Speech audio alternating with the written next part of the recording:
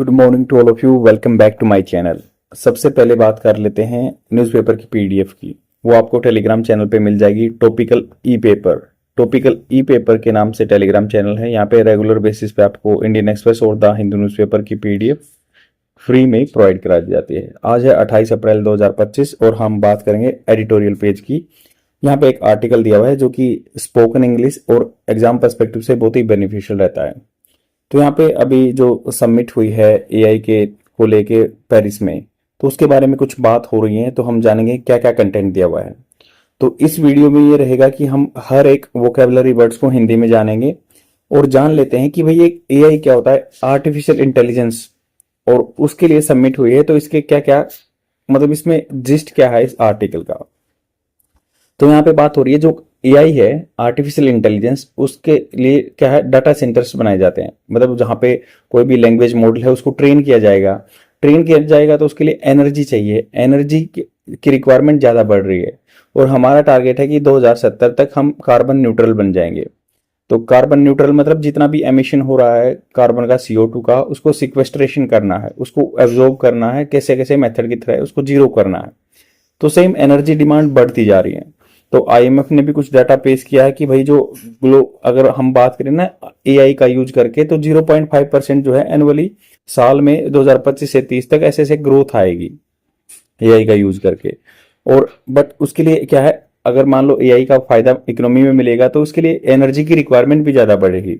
Energy की requirement लगभग 1500 terawatt hours, terawatt hour होता है मतलब 3.6 10 की पावर 15 जूल, 1 टेरावाट आवर होता है। तो लगभग 1500 टेरावाट आवर्स की जो है ज्यादा इलेक्ट्रिसिटी की जरूरत पड़ेगी इस चीज को मेंटेन करने के लिए। और हर कंट्री जैसे क्या है इक्वली डिस्ट्रीब्यूट नहीं है। मान लो इम्पैक्ट कहीं पे ज्यादा आएगा, किसी पे इकोनॉमिक को बेनिफिट भी कहीं पे ज्यादा आएगा, कम आएगा, बट कोई ज्यादा कंज्यूम करेगा जो एनर्जी है। तो हमें क्या है, रिन्यूएबल एनर्जी सोर्सेज की तरफ बढ़ना चाहिए। अभी सम्मेलन हुआ था पेरिस में, फ्रांस की कैपिटल में। तो इसमें की पॉइंट्स क्या क्या इंक्लूड हैं कि एआई डाटा सेंटर्स हैं, रिन्यूएबल एनर्जी हब्स, तो उसी जगह पे बनाने चाहिए जहां पे डाटा सेंटर्स हैं, वहीं पे रिन्यूएबल एनर्जी हब्स बनाने चाहिए। कॉरपोरेट जो कंपनियां हैं, मान लो भारती एयरटेल, नक्षत्रा या अडानी कौन एक्स, इनको क्या है हैविली जो रिन्यूएबल, जो जैसे अपने सोलर एनर्जी या विंड एनर्जी है, जो ऐसे उस वहां पे पूरे डाटा सेंटर्स ऐसे होने चाहिए जहां पे रिन्यूएबल एनर्जी हो, ना कि जो अपने फोसिल फ्यूल्स जैसे कोयला बर्न करते हैं या जो थर्मल से हीट करके उसको इलेक्ट्रिसिटी प्रोड्यूस करते हैं, वो नहीं होना चाहिए। तो रिन्यूएबल से पहले से ही इन्होंने सेंटर ऐसे बनाए हैं जहां 60% इलेक्ट्रिसिटी रिन्यूएबल से आती है। तो प्रोजेक्ट की डिमांड क्या है, 2030 तक इंडिया डाटा सेंटर्स में require 20 gigawatt hour of solar power. तो 20 गीगावाट होता है 10 की पावर 6, तो गीगा।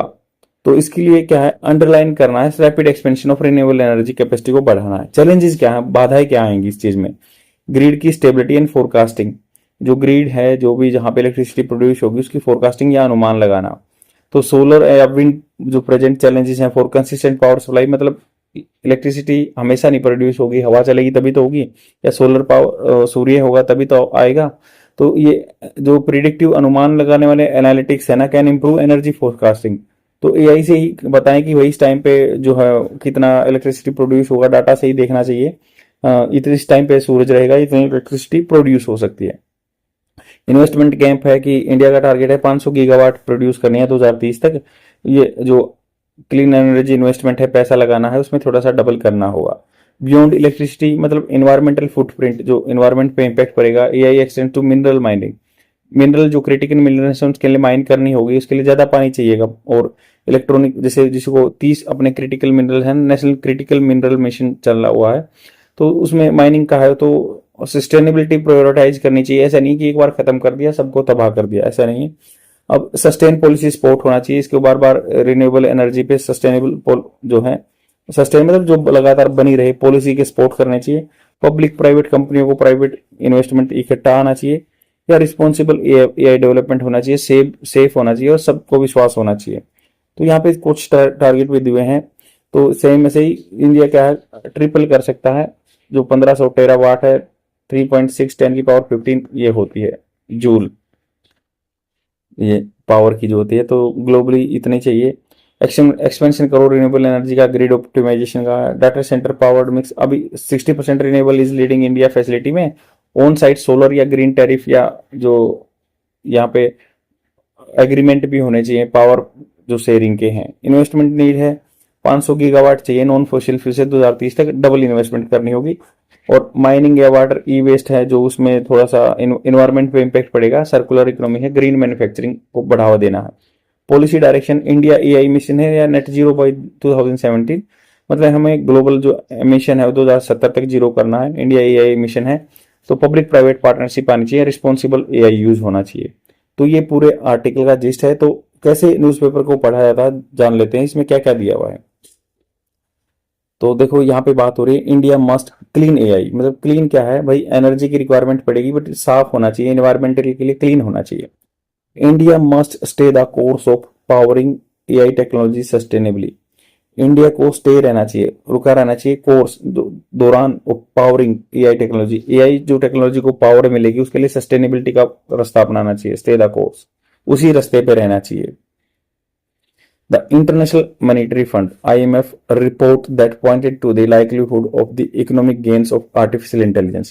तो IMF की जो रिपोर्ट आई है उसमें बताया गया इकोनॉमिक गेन, आर्थिक रूप से गेन होगा, फायदा होगा और एआई का यूज करेंगे, एप्लीकेशन यूज करेंगे। आउटवेइंग मतलब होता है फायदा ज्यादा है नुकसान कम है।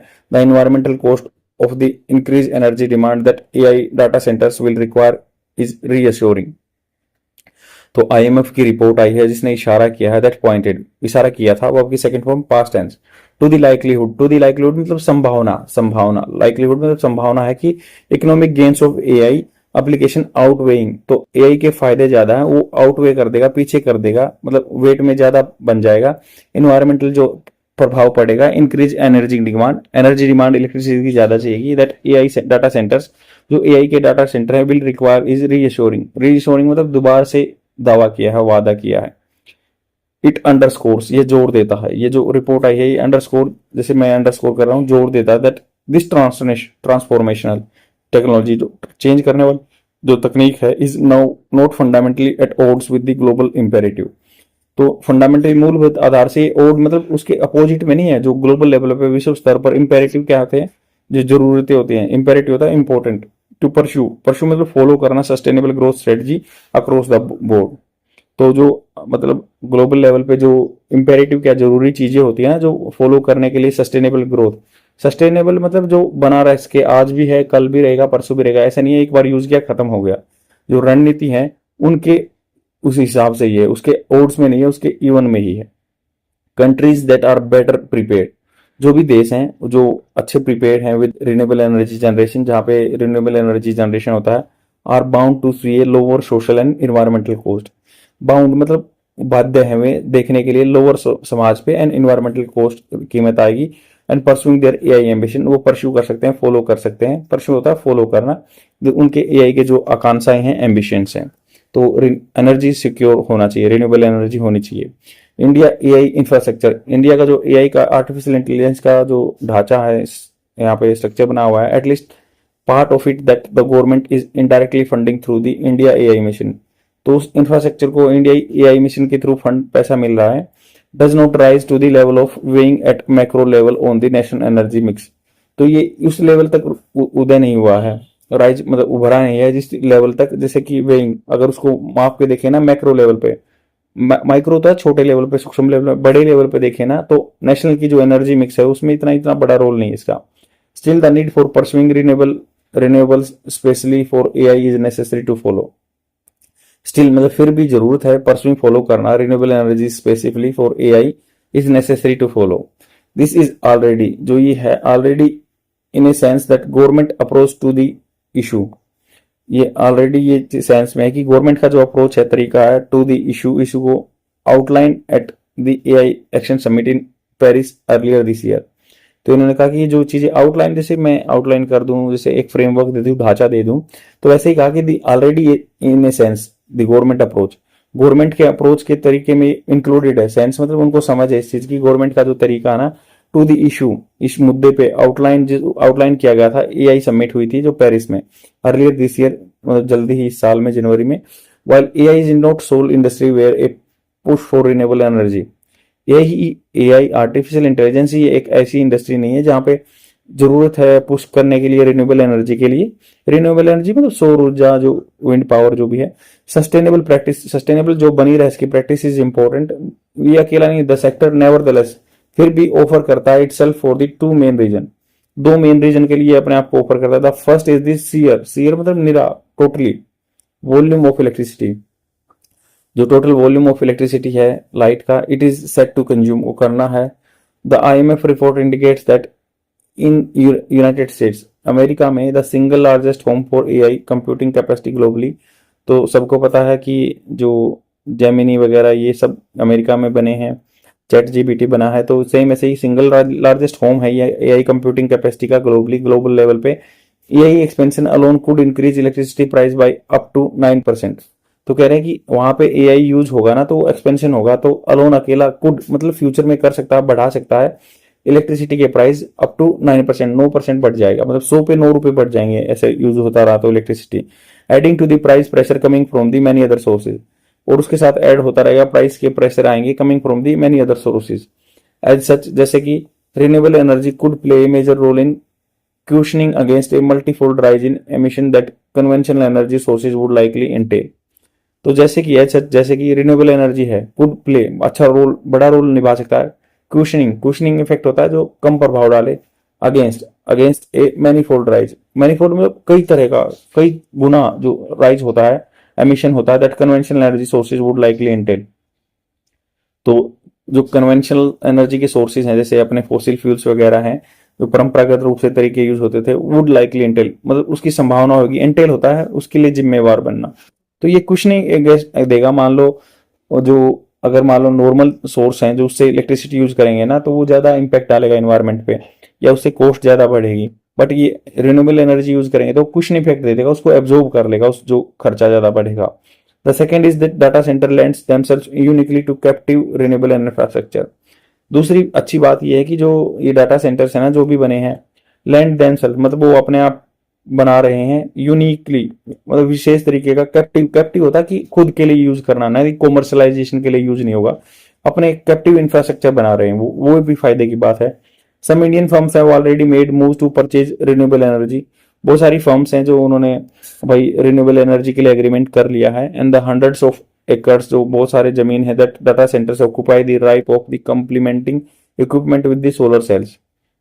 मतलब ये एआई के जो डाटा सेंटर्स हैं वो खुद ही जमीन खरीद रहे हैं, डाटा सेंटर्स बना रहे हैं और उसके लिए ग्रिड भी तैयार कर रहे हैं, सोलर सेल्स वगैरह ले रहे हैं। कॉम्प्लीमेंटिंग मतलब उसके साथ में इन एडिशन ऑफ दैट, एक तो होता है कॉम्प्लीमेंट्री, एक होता है सप्लीमेंट्री। सप्लीमेंट्री तो एक्स्ट्रा ट्रैपिंग्स होता है, बट कॉम्प्लीमेंट्री उसके साथ में।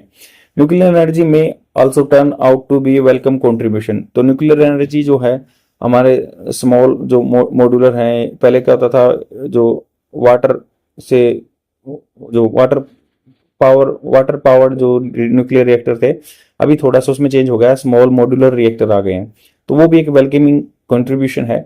स्मॉल मॉड्यूलर रिएक्टर, जो स्मॉल छोटे छोटे मॉड्यूलर रिएक्टर आ रहे हैं ना, इमर्जिंग डाटा सेंटर्स क्लस्टर्स जो डाटा सेंटर्स में बनाए गए इन कंजक्शन उसके साथ में with other renewable sources would avert मतलब होता है टाल देना, उसको टाल देंगे साइजेबल क्वांटिटी ऑफ एमिशन, अच्छी खासी जो क्वांटिटी ऑफ एमिशन है उसको टाल देंगे, अवॉइड कर देंगे स्मॉल न्यूक्लियर मॉड्यूलर जो मॉड्यूल होते हैं।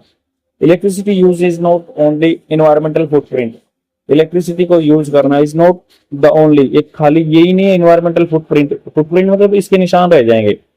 The AI age will leave behind, AI जो एआई का एज आएगा वो पीछे छोड़ देगा उसको। The technology requires large scale mining of minerals, तो इसके लिए लार्ज स्केल मिनरल्स भी चाहिए, जैसे जो क्रिटिकल मिनरल्स हैं उस पर भी माइनिंग होगी। वाटर यूज के लिए, प्योरीफाई करने के लिए वाटर भी यूज होता है।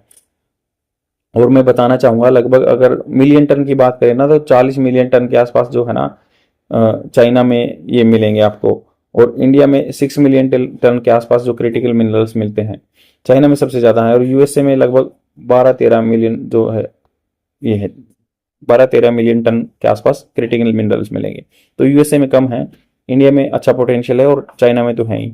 तो वाटर यूज चाहिएगा, उसके लिए चाहिएगा। प्रोड्यूस एफ्लुएंट्स, एफ्लुएंट्स होता है जो मतलब गंदगी जो फैक्ट्रियों से निकलती है in the manufacturing of the electronic supply chain. Electronics बनाएंगे जिससे कि मान लो चिप्स वगैरह बनाएंगे, उस सप्लाई चेन में जो खराब पानी निकलेगा उसके लिए भी इशू रहेगा एज इलेक्ट्रॉनिक्स मैन्युफैक्चरिंग। इलेक्ट्रॉनिक्स के जो प्रोडक्ट बनेंगे is another space that India aspire to grow in, जहां इंडिया चाहता है कि भाई वो वहां ग्रो करे और वर्ल्ड ट्रेड पे कब्जा करे।